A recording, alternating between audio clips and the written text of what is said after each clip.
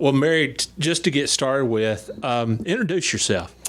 Your name, rank, serial number. My social security number. My name is Mary Joyce, and most people know me as Mary Joyce, but my married name is Mary Joyce Hale. I grew up in East Bend. Let's see, I went to Fort Bush High School, and my husband and I met in Winston, and he was from Alabama. And then we moved to Alabama. I lived there for 10 years. What part of Alabama? Cullman, Alabama, so North Alabama. Okay. I was born in Huntsville. Okay, so 45 minutes from Birmingham. Yeah. His parents lived in Decatur, Alabama, so that was just south of Huntsville. Yeah. We lived there for 10 years. That's where Marley was born. And then after everything, we packed up and came back home to be with my family and be closer to Rod because he was still here. And then eventually my mom came back, so. Okay. I don't know where to start unpacking. Well, it's a lot to unpack. Yeah. I do know that you have been touched by a lot of loss. I have. Over the years. Brother, sister. Yes. Your husband. Yep. And most recently, I guess, your mom. No, Dad. Your dad. And that wasn't really recent. It was 14. Gotcha. Yeah. Okay. All right. No, Mom's still here. She comes to Maplewood, too. Okay. All right. Chronological order, I guess. And my sister was in 80. No, not 80. No, 89. That is right. I'm sorry. How old you? She was 16. I was 11. Okay. My brother was in 94, so 5 years later. I was 17. He was 19. Then go way past all that. And in 13, my husband, I was 35. He was 42.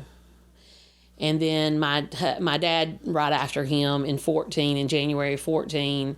So I had not turned 36 yet.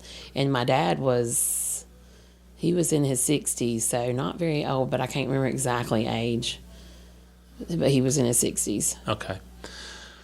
All right. I guess we'll go back.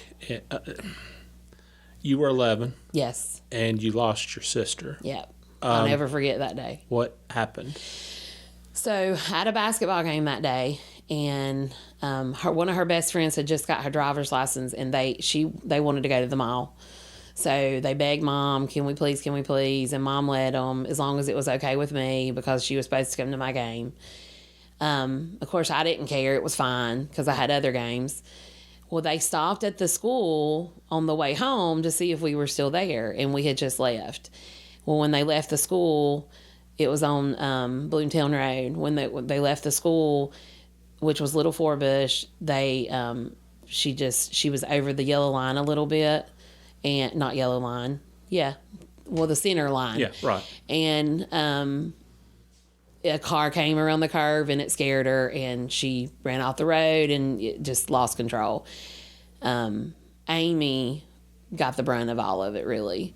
So we were already at home. And Amy was my sister. Your sister. Yes. Yeah. So we were already at home and somebody came to our house to get my mom and dad to tell them that there had been a really bad accident.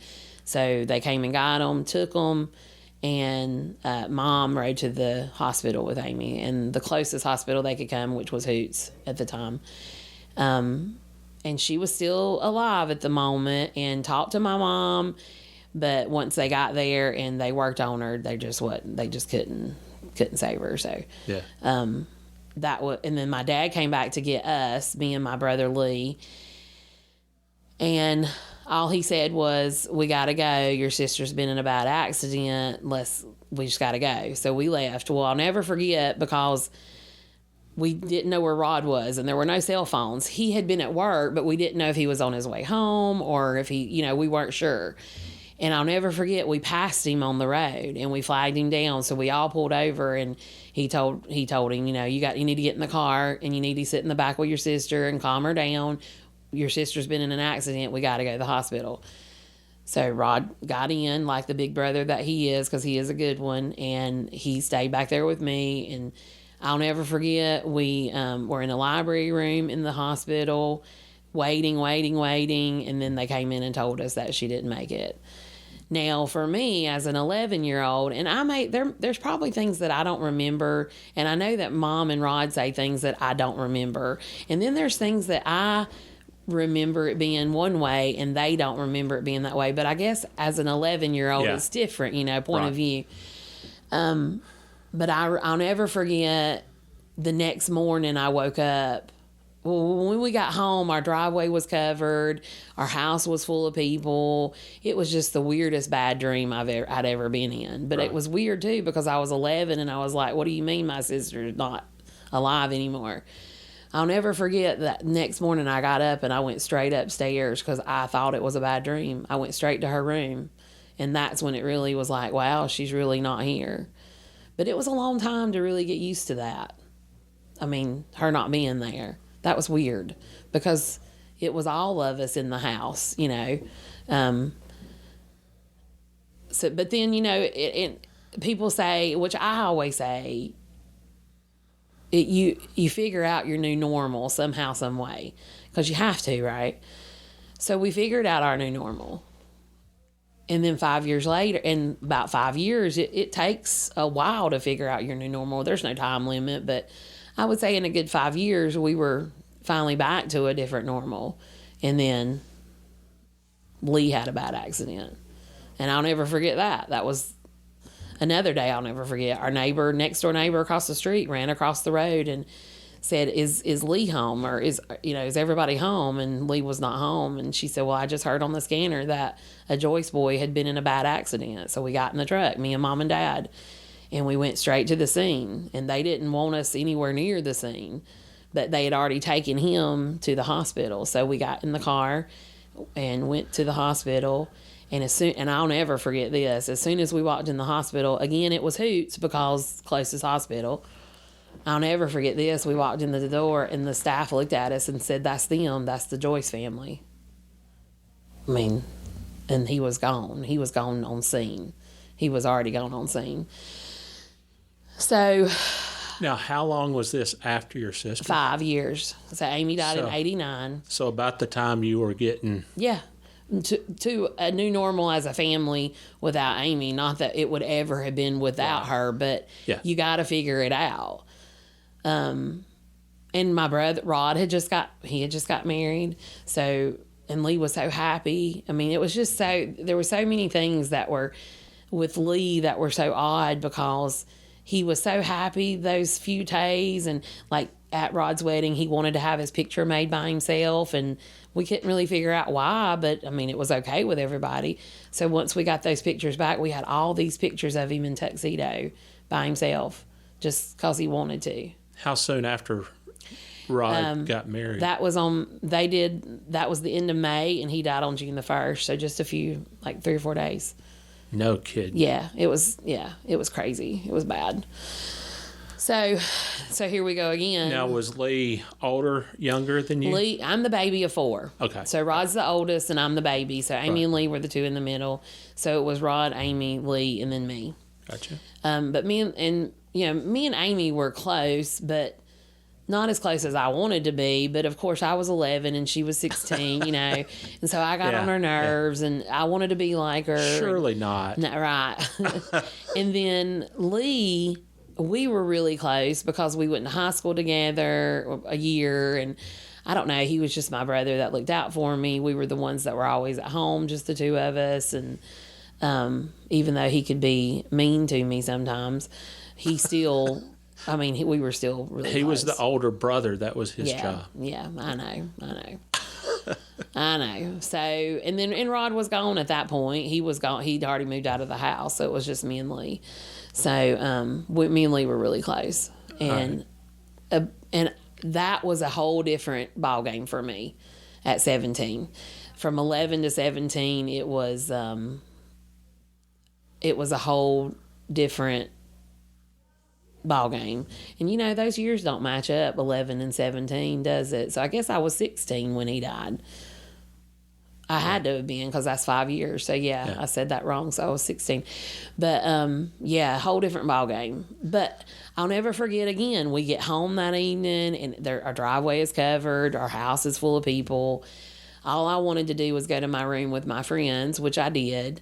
And I wanted to go to school the next day, which Mom was like, well, you don't have to. I was like, I know, but I really want to. I didn't want to be at home. I didn't want to go to the funeral home. Like, I didn't want to go through that again. I'd already been through that 5 years before.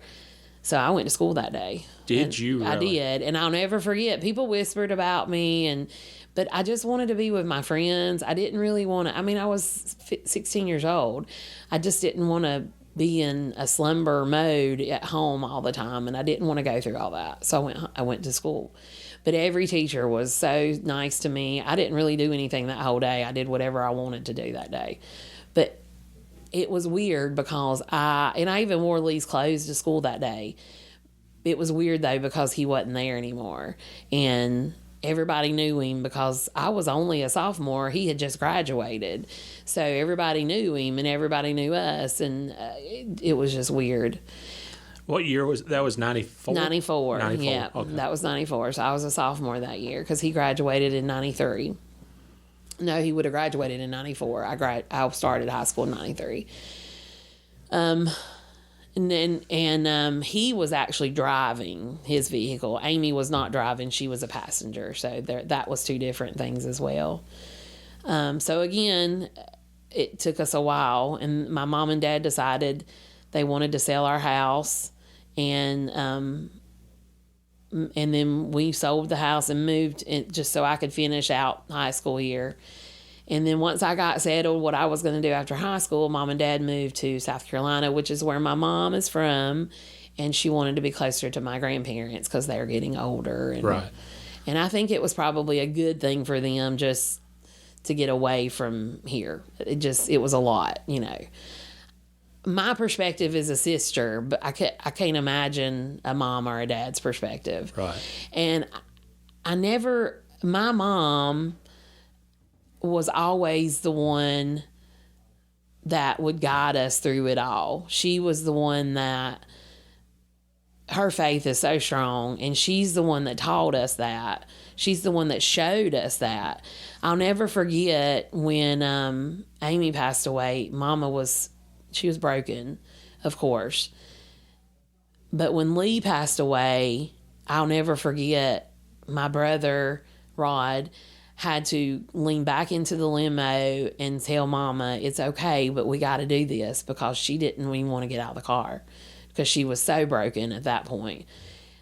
And he had to literally help her out of the limo and walk with her and I had never seen my mama that broken.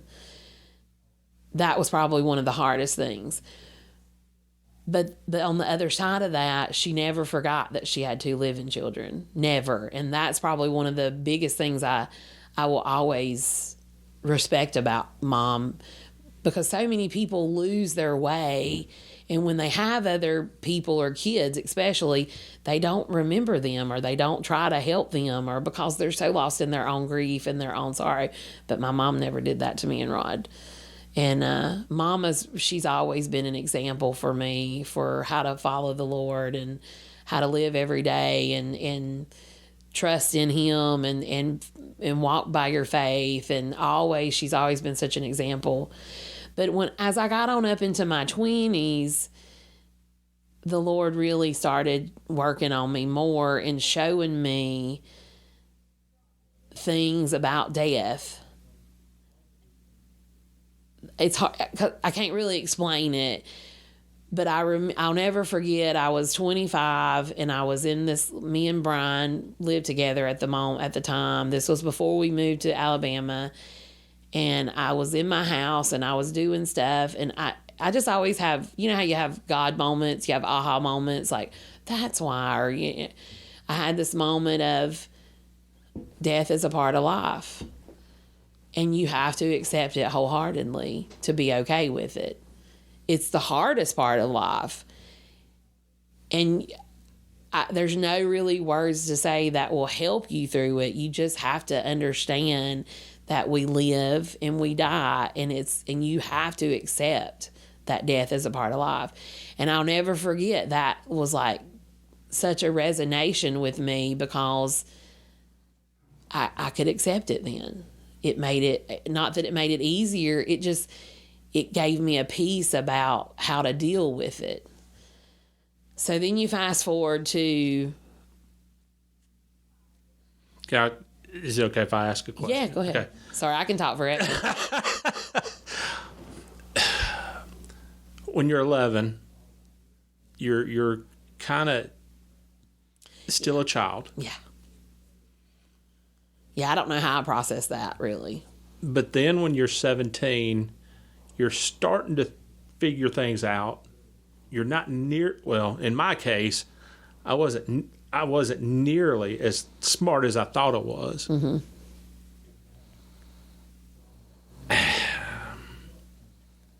What was your viewpoint as a 17-year-old? Were you angry? Were you sad, depressed? How did you process it? I've never been angry at God. I did probably question it quite a bit. But I would not use depression. I was never really depressed. I was sad, definitely. My heart was broken, for sure. But my mom was the one that walked me with me through it. And, we would talk about it and cry it with each other. And then she would just tell me, the Lord doesn't ever, he's with us and he helps us through this. And she's the one that really, really helped me through it, to understand it, and to understand that, God don't make mistakes. And even though this is a really bad thing, there's a reason why we're going through it. That sounds crazy for a teenager, I'm sure. Right. But I had already been through Amy, so my perspective was different than a normal teenager to lose a brother or a sister, because I'd already lost one. How I did at 11, my mom she stayed on top of me, just kept on check on me and just always made sure I was okay. But 11 is so young that it's not something you dwell on, I guess. Right. I knew it hurt. I knew it hurt me, and I was sad about it. And like I said, I woke up and went upstairs because I thought it was a bad dream. But I don't remember how I really processed it. I guess I processed it through time, I'm sure, and as I got older. So you, when did you, was your husband's name Brian? Brian, yeah, his name was Brian. When did you start dating? So we met in, let's see, like 98, 99, and we were... So you did not go to high school together? No, we did not. Okay. We did not. I worked... Where's he from? He was from Alabama. Alabama, Mm-hmm. Okay. All right. I went to beauty school, and I graduated beauty school, and I did hair for a while. And then I got a part-time job at a construction company working in the office with a friend of mine. And that turned into a full-time job because I made more money there. So I quit doing hair full-time and went to the construction company. He worked for us, but he worked out in the field. We did all commercial work, and it was all in different states. So my boss would hire people over the phone. It was nothing. And then we brought him here because everybody talked about how awesome he was and this and that. And we all wanted to meet him. So my boss brought him here, and that was when we first met. Well, I didn't like him. I didn't think he was awesome at all. But then there was just that, during his visit, there was just that one moment that we had by ourselves that he showed me his true self. And then I was like, okay, he's all, and then I thought he was awesome. So we were like best friends for a year before we really were more than that. So that was in like probably 98, 99. And then he got laid off from our job, and he was living in a house that my boss was renting. And my boss was like, you got to get out. They wouldn't let him stay there. Well, I was in love at that point. And so was he, I guess. And so I was like, well, you're not going to live in your car. So he came and stayed with me, which he thought he was going to have to move back to Alabama. And I told him right then, if you're going to move, then you just need to do it now and go, because I was in love with him and I couldn't take that. I didn't want him to leave, obviously. So he ended up finding another job, and we moved out of that little house and rented an apartment. And then we until we could find another house to live in. And then we found a house in Moxville, and we lived there until like 2003. And then he decided he wanted to move back to Bama. And I had never lived anywhere but here. And I had always wanted to live somewhere different, just because, and I was young. And I was like, wherever you go, I'm good. As long as we're together, I don't care where we go. And so we packed up and moved back. He moved back. I moved for the first time. And we settled in Coleman, Alabama. We found a little rental house, and we settled there. And it was awesome. And I got a job doing hair, and he worked with his dad, and then he got another job. He was a draftsman. Well, he ran construction. He was always a superintendent in construction, but he was a draftsman by trade. That was his favorite thing to do. So he was a draftsman, so he did that as well. And then his dad did metal buildings, like big metal buildings. So he helped him a lot. And I did hair for a few years in a salon. And then, I don't know how many years, probably 2 or 3. And then ended up opening up my own beauty shop. So I had my own beauty shop in Hanceville, Alabama, which was a little bitty town right beside of Coleman. I had a business partner, so we did that. And then Brian found some land that he loved, that we loved, and we bought it and built a home. And that was our own little piece of heaven. I miss that house every day and that piece of land.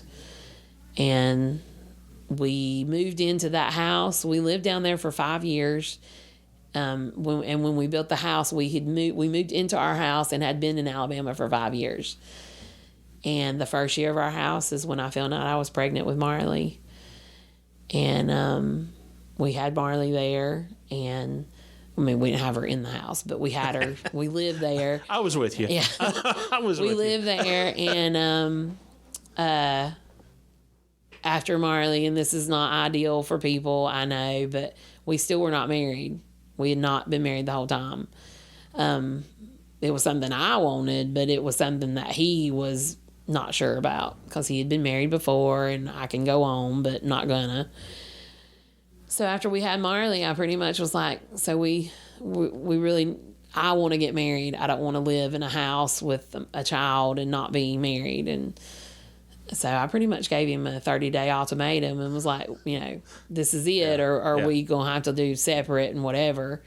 So we got married, and he was happier than I ever expected. I was like, why hadn't we done this like 10 years ago? But being a new dad and everything, it changed him so much too. So, and when was Marley born? She was born in 2009, May the 8th, 2009. And that was Brian probably had never experienced a love like that before, ever. So he was just glowing that day. She was about a year old when we got married, because we got married in 2010. No, she wasn't quite a year old yet. No, yes, she was. Yes, she was. Grayson wasn't a year old yet. He was about to be a year old, because we got married in September, right before his birthday. September what? 25th. We went to the mountains with Rod and Heather and Grayson. We met them there. We rented a cabin, the 3 of them and the 3 of us. And we didn't tell anybody that we were going to get married. We kept it to ourselves. And we were going because we wanted to be with Grayson, because we knew we wouldn't be here for his birthday. And so we arranged everything before we got there. On the way there, we stopped and got our marriage license. And the place that we rented, they had a preacher that would come to your cabin and marry you on the balcony or wherever. And so that's what we did. We got married on the balcony. But when Rod and Heather got there, we were like, okay, so we have something to tell y'all. And we had not told anybody. Well, I guess I had told one person, and he had told strangers, and I was like, I thought you didn't want to tell nobody. And he was like, well, I couldn't help it. I had to tell somebody. So they thought we were pregnant again. Yeah. And we were like, no, we're going to get married. And so the preacher came that day, and I know during Advent I shared that story about love is patient, love is kind. That whole chapter is my favorite because that preacher used that verse for us. He didn't know us from Adam, had never met us. And I know that's a common verse to use, but he used that verse for us. And it kind of went full circle for me at that moment. And we held Marley while we got married. She was in our arms right in between us. And it was like a, 20, 30-minute little thing on the balcony with the mountains and the breeze. And Rod took pictures of us for me, and that was it. And then we got back in our easy, laid-back, relaxed clothes, and we were done. We were married. And it was like one of the best things ever. And then we called everybody and told everybody, and everybody was happy because we'd been together for a long time. But little did I know what was coming. What was coming? That was 2010. Mm-hmm. Yeah, so November of 2011 was rough. October, November was rough. He started feeling bad, Brian did. And it was always his upper back. He would say, my back hurts, my back hurts. So he went to the chiropractor. He went to get massages. He always had problems with his lower back, but never his upper back. One day I come home from work on a Saturday, and he's laying on the floor with his feet elevated and a blanket up to his head. And I was like, what is wrong? And he was like, I don't know. He was like, I feel like I might have had a heart attack, but I'm not sure. And I was like, okay, we're going to the hospital. He was like, no. And that was the problem. Oh, Lord. Yeah. I could never get him to go to the doctor. So this pain went for like a month, and I couldn't make him go. I mean, he was 6 foot and weighed 200 pounds. I couldn't pick him up and put him in the car. He was like, no, I'm not going to the hospital. He said, but I am going to go to the doctor on Monday. At that point, he wasn't even sleeping in the bed with me because the jostling of the bed caused him pain. And he always would say, I feel like there's a badger inside of me trying to rip my rib cage out just to get out. He was in so much pain. So he was sleeping in the guest room just so he could be still. Now, how old are you at this point? I am 35 at this point, and he is 30. No, that's wrong. I was 34. He was 41. Okay, all right. Because that was in 11. No, that's wrong. Well, how much of an age difference was there between 7 years. Okay. But we battled for a year and a half. So I was about to turn 33. Ballpark. 33. Okay. I was about to turn Ballpark, 33 because I turned 34. No, I was about to turn 34. I'm sorry, 34. So the Monday came, and he went to the doctor, and he was gone forever that day. And I called him, and I texted him, and I called him, and I texted him, and he wouldn't answer. And he finally called me back, and he said, I'm going to get my medicine, and I'll be home. And I was like, well, what did they say? He was like, I'll just talk to you when I get home. I was like, what? Please tell me what they said. And he was like, just let me tell you when I get home. And I was like, okay. So I waited until he got home, and when he got home, we stood in our kitchen, and I'll never forget, he said, I have cancer. I mean, that wasn't not at all what I thought was going to come out of his mouth. Not one time did I think cancer with his back. Well, we didn't know exactly, but his family doctor had taken an x-ray and saw the mass on his spine is what it was. And he told Brian, that's not good, So that was on a Monday. on Friday, he went to the hospital and had a biopsy done. And when they did the biopsy, they put a needle in his back and they shot it, and it grabbed a piece of the tumor, and that's what they sent off to be biopsied. Well, that was on Friday. On Saturday, he said there was numbing in his legs, like tingling, and he just felt weird. On Sunday, he was holding on to things to walk. And I was like, "Are you okay?" And he was like, "I don't know." He was like, "It's just, I feel weird." On Monday, he got up and said, "I'm going to go and shower and get ready." He's like, "And we're going to go to the hospital." He said, "Something's not right." That was November the 17th, 2011. He got up from his chair and went from the living room to our bedroom, went to open our bathroom door, and the next thing I know, he's yelling or lets out a big roar, whatever. And I go in there, and he had fallen, and he couldn't feel his legs.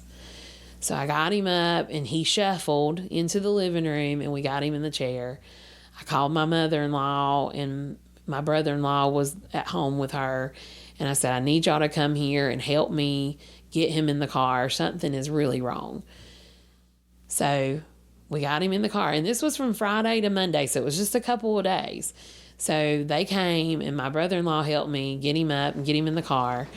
And my brother-in-law drove us because it was just a crazy situation. Marley is sleeping this whole time. She's taking her nap for the day.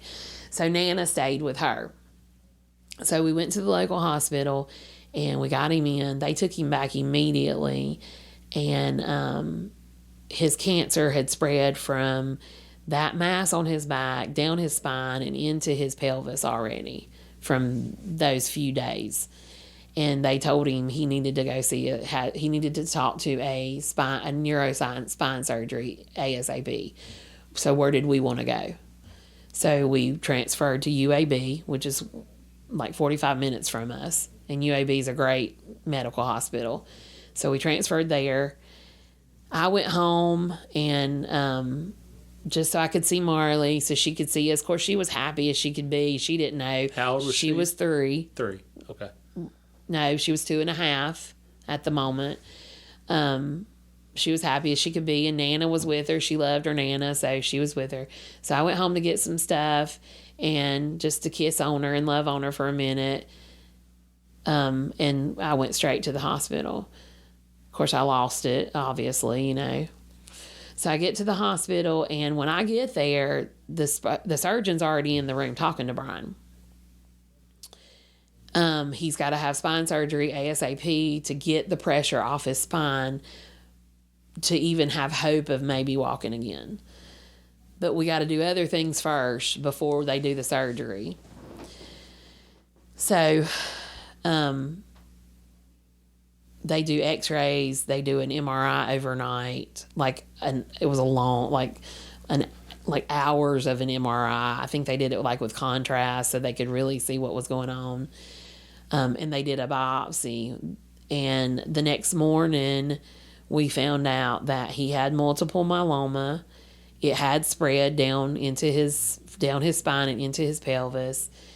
We needed to start chemo immediately. But the dilemma with the spine surgery was he had a mass on his T3 vertebrae as well as on his chest that had grown together and sandwiched his T3 vertebrae, which is how he lost the sensations that he lost and what happened with that weekend. So in order for us to maybe have hope for him not to be a paraplegic, we had to have surgery to get the pressure off. But then they were afraid for him to lay on his chest because that place on his spine could push up against his trach and tail push up against his lungs. I mean, it was like everything was stacked against us. So they took him into surgery, and they put him to sleep and laid him on his chest and just monitored him first just to make sure he was going to be okay. And he was. So they did an 8-hour spine surgery where they put a metal rod in his back and just to reroute and to get the pressure off of his spine. They didn't remove the tumor because it was so entwined into his spinal cord. And and then the next day in ICU, I mean, that was like a night thing, and I mean, he was out of it pretty much. The next day is when he was more himself, and that's when we pretty much started chemo the next day. And they just said, multiple myeloma is rare. It's a rare thing for somebody his age, because it actually is most dominantly in African American males, and it usually doesn't come until you're up in your age, like 80s or so, and you've already had bouts with cancer. So it was very rare. This whole thing was rare for what was going on. So anyway, started chemo. We were in the hospital for 7 weeks. And then we went into a rehab facility, which was a part of the hospital, so we could learn how to be a paraplegic, because at that point we still had not gotten any movement back. Continued chemo, but then went to rehab. We were in rehab for like 2 weeks. Marley turned 3 during that time. We had Christmas in rehab at that moment. No, she didn't turn 3 yet. I'm sorry. That was because that was the first Christmas there. But anyway, then after rehab, because we had to learn how to live in a wheelchair, and have a whole new found respect for people that live like that, because it is a different life. We came home. We actually came home on New Year's Day that day. So 2013 we came home. No, 2012. I'm sorry. We came home on New Year's Day, and he was so happy to be home, because he had not been home in 7 weeks, and our dogs were so happy to see him, and we were just all so glad to be home. But boy, it was a journey. It was doctor's appointments, 3-4 times a week, and then we did chemo at least. We did chemo at least 4 or 5 times a week for like 21 days, and then we would have a 7-day rest period. Well, we did that for a long time, and his family were, I don't know what I'd do without them, because they were there and they helped, and we all, and because I even went back to work eventually and tried to work, but he didn't want anybody but me, because, well, I'm his wife and nobody does it right, and he can tell me what to do better than his mom and dad, right? But it was funny, but it is funny, but but at the same time we butted heads quite a bit, and we had to go and talk to somebody, because it was a stressful situation for me and him. And it was stressful for him because he was the one going through it and dealing with it, but it was stressful for me because I was trying to help him and do it with him, but I wasn't in his shoes, but my shoes were different, and it was hard. Plus, I felt like I was being ripped in two by him and my toddler, because I would spend one night in the hospital, come home and spend the night with her, and it was like that all the time, because I didn't want to not be with her, but I didn't want to not be with him. He needed me, she needed me, and it was just a lot. So we had a lot of crazy moments. And one thing about Brian and I is our relationship was not perfect. I know a lot of people's aren't, but we had a lot of moments that were not great. But when all this happened, it changed all of that. So we went through this everything I just talked about, we went through for that whole year. And it was hard. And it was the hardest thing I have ever done at that point in my life. It was hard. Living in a wheelchair, and all the things that, I had to do things for him that, A, at that age, I never thought I would have to do, and B, that I just never thought I'd have to do for somebody. I just never imagined doing it for somebody. But I didn't have a choice. Plus, I married him, and my vows were very sacred to me. Sickness and in health. It doesn't matter. I was going to do whatever I had to do. Where was your faith in the middle of all this? It was tested, but it was strong, because without that, I would have not been able to get up the next day and continue on. I was exhausted. I didn't never sleep a whole night because Brian would wake me up in a panic attack, or because he was just like off his rocker from the chemo, or it was always something, or we would be at each other's throats, and I just couldn't shut my mind off. And there were so many nights after everybody went to bed is when I had time by myself. And there were so many nights that I would just go outside and sob and literally get on my knees and just say, God, I can't do this no more. This is just too much. And I don't know how you expect me to carry on. Because again, I had a toddler and a husband, and they both needed me full time all the time. And I was just one person, and it was just too much. I just couldn't do it. I have always thought, when you lose a loved one, I've lost both of my parents. I've always thought that losing somebody suddenly would be terrible because you don't have a chance to say goodbye. Yet, they don't suffer. So it's easier on them. But then when you have a situation like you and Brian, it's very difficult on the both of you. But you have that chance to say, Everything.